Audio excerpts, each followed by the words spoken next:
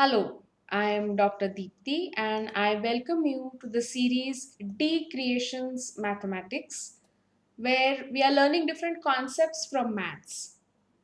We have been looking at the broad topic of linear algebra, and past few episodes were focused on matrices.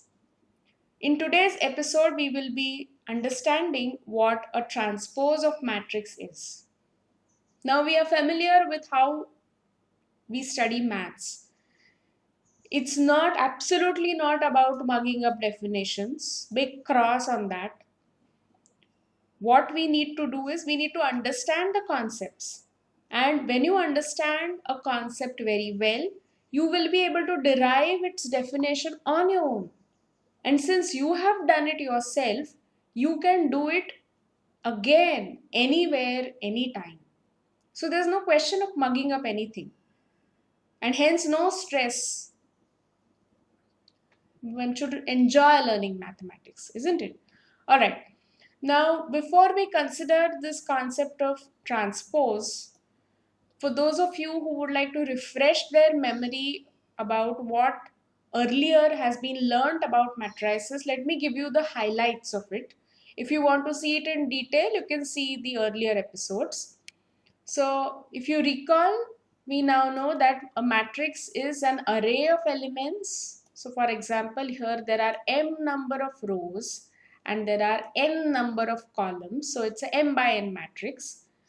We have seen that it's not some abstract structure which has no use. It is basically a structure which has infinite number of uses. So not only in maths and physics, but also in real life. We also linked it to the movie with the same name.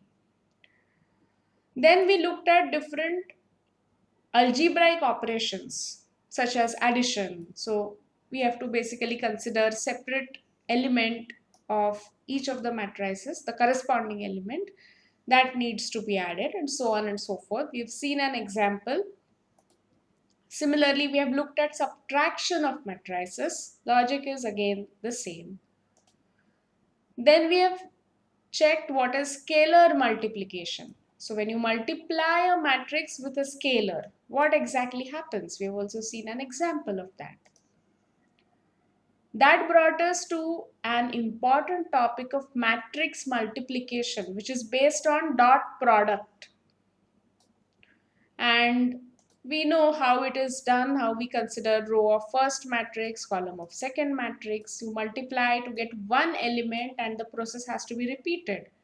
And in fact, we also understood what exactly the notation of summation meant. So this is just the similar expression if you fix the values of I and j to be 1, 1. We solved some more questions. Also, we understood an important property that matrix multiplication is not commutative. So this was what we had covered so far regarding the topic of matrices. Coming back to transpose, following our basic principles here, I will not be giving you the definition directly. I will give you an example from which you yourself will be able to understand the concept and also derive a definition on your own, right? So I'll give you an example. Be ready with a paper and pen so that later I'll also be asking you to solve something, because when you learn something you need to apply it, right? Digest whatever is there and express. That is how it goes. So be ready with that as well. So shall we see the example? Here goes. This is matrix M and this is how its transpose looks like. So observe it keenly. When you are taking transpose of a matrix, what changes are taking place?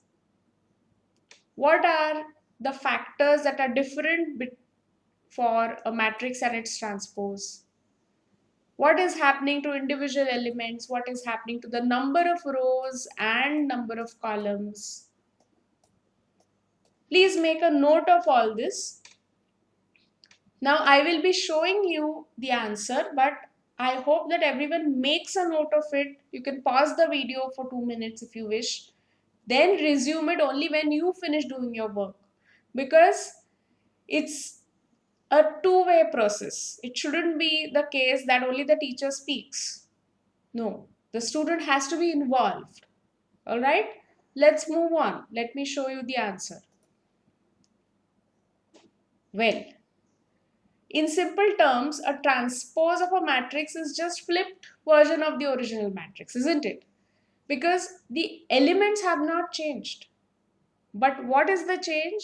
Their positions have changed. For example, here you can see this element 4. How do you designate it? In the matrix M, it is in the first row and second column. So we call it M12. Now, if you see the transpose, is it at the same position, first row, second column? No. It has shifted its position. It has switched its position. And where has it gone? It has gone to second row, first column. So it's the 2-1 element for this transpose matrix. So M12 became M transpose 2-1. So there is this switching.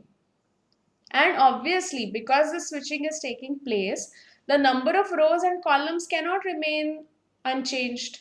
If there are 3 rows here and 2 columns, they will switch their places to give 2 rows and 3 columns. Now, of course, if it's a square matrix, then you need not worry so much about it. So let me give you some questions based on a square matrix, and I would like you to solve them. Here goes. There are 4 matrices that have been given to you. These are 2 by 2 matrices and these are 3 by 3 matrices. Square, the name itself tells you that there has to be equal number of rows and columns. And hence what will happen to the diagonal elements is something you need to make note of as well.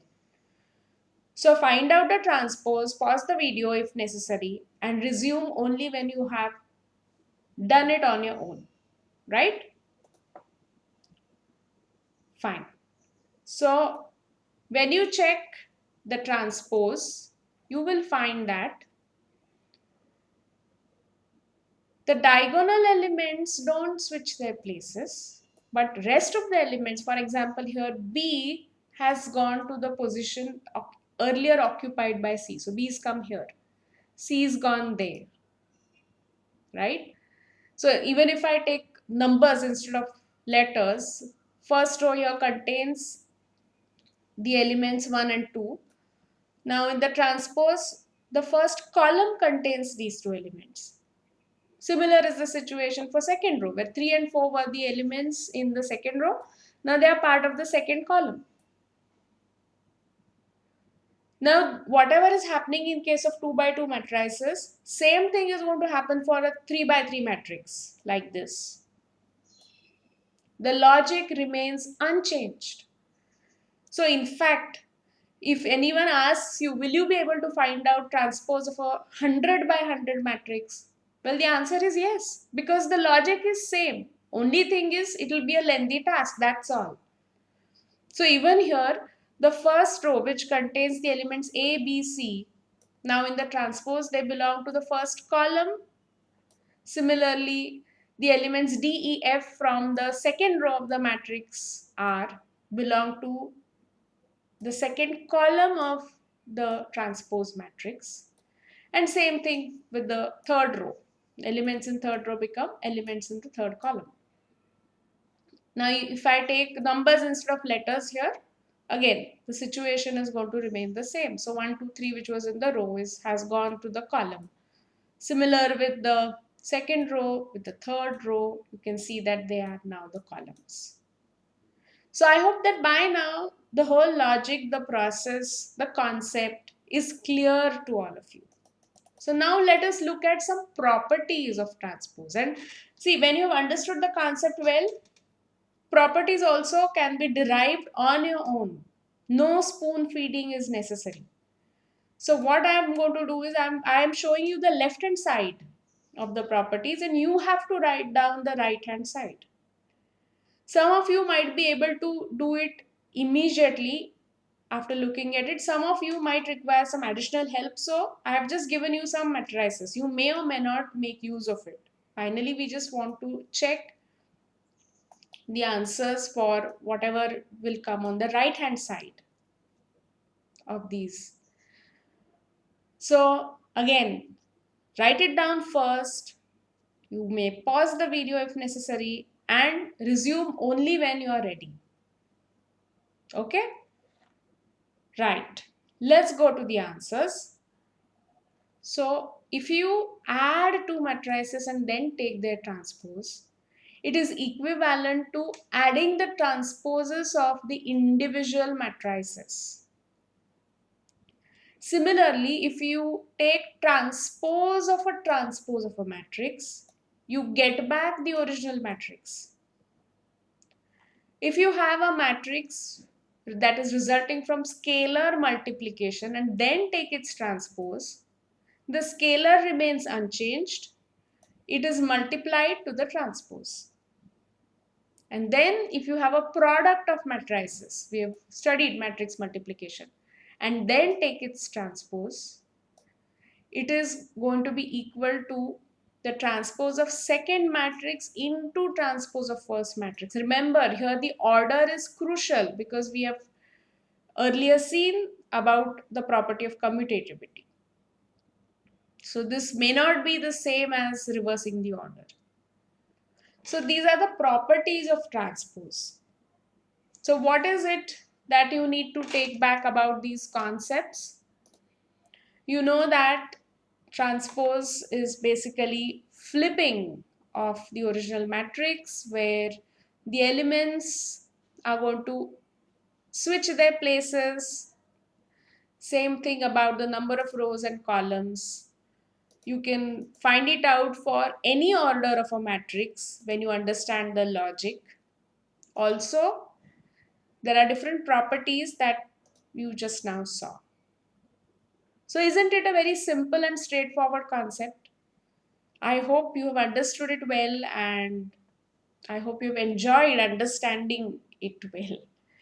So you can, those of you who want to refresh your memory, you can watch the video again or refer to earlier episodes if you need to revise some of the earlier concepts, because we are applying all the concepts here.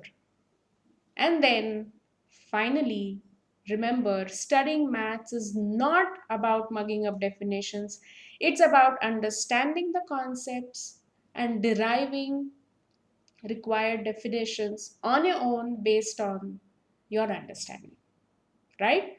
So studying maths is not a stressful activity. Do it with a positive mindset. Make friends with maths. All right.